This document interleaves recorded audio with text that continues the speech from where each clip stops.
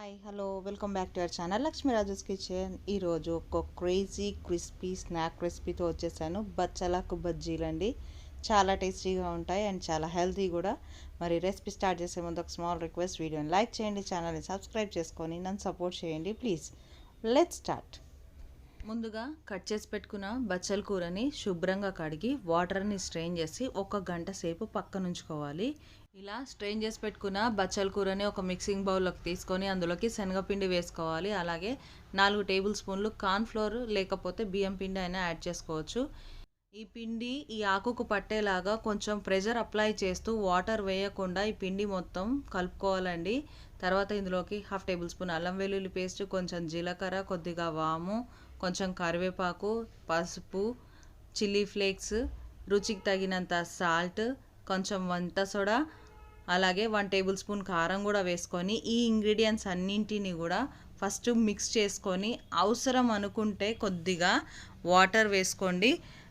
ఒక 2-3 టేబుల్ స్పూన్లు వాటర్ వేసుకొని తడుపుకోండి, లేదంటే పల్చగా అయిపోతుంది.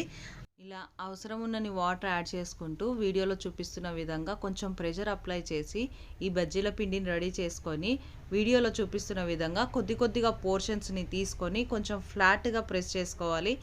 చూడండి, ఇలా ప్రెస్ చేసుకున్నవి ఎంత ఈజీగా వచ్చేస్తున్నాయి. ఆయిల్ అప్లై చేయలేదు, వాటర్ అప్లై చేయలేదు. ఇలా రెడీ చేసుకున్న ఈ బజ్జీల్ని వేడి ఆయిల్లోకి వేసుకొని డీప్ ఫ్రై చేసుకోవాలి. ఇవి ఫ్రై చేసుకునేప్పుడు మంటని హై ఫ్లేమ్లోనే ఉంచి ఫ్రై చేసుకోవాలి. కొద్దిగా వేసుకుంటూ ఫ్రై చేసుకోండి. అండ్ మంటని మాత్రం హై ఫ్లేమ్లోనే ఉంచండి, లేదంటే ఆయిల్ బాగా పీల్చేసుకుంటాయి. ఇలా కొంచెం అటు నుంచి ఇటు తిప్పుతూ, ఇటు నుంచి అటు తిప్పుతూ మంచి గోల్డెన్ కలర్ వచ్చేంత వరకు అయితే వీటిని ఫ్రై చేసుకోవాలి. అప్పుడే ఇవి క్రిస్పీగా టేస్టీగా చాలా బాగుంటాయి. ఇవి రెడీ అయిపోయినాయండి. ఇప్పుడు స్ట్రైనర్లోకి తీసేసుకొని వేడిగా సర్వ్ చేసేసుకుందాము. వేడి బచ్చలాకు బజ్జీలు రెడీ అయిపోయినాయి. చూస్తుంటేనే నోరు ఊరిపోతుంది కదా. కొద్దిగా ఆనియన్ అండ్ నిమ్మకాయ, కొంచెం సాస్ పెట్టుకొని తింటే టేస్ట్ అయితే అద్దిరిపోతుంది. Perfect colour and texture, crispy లేయర్తోని చాలా బాగా వచ్చాయి. చూడండి, అలా టేస్ట్ చేసేద్దామా. ఇంకా చాలా కలర్ఫుల్గా ఉన్నాయి కదా. అలా సాస్లో డిప్ చేసుకొని తింటే ఉంటుంది టేస్ట్. అలా బజ్జీలు వేడిగా చేస్తుంటే ఇలా ప్లేట్లు మాయం చేస్తుంటారు, అంత టేస్టీగా ఉంటాయి. మరి మీరు కూడా ఈ క్రేజీ టీ టైమ్ స్నాక్ రెసిపీని ట్రై చేయండి. ఎలా వచ్చిందో కమెంట్ చేయండి.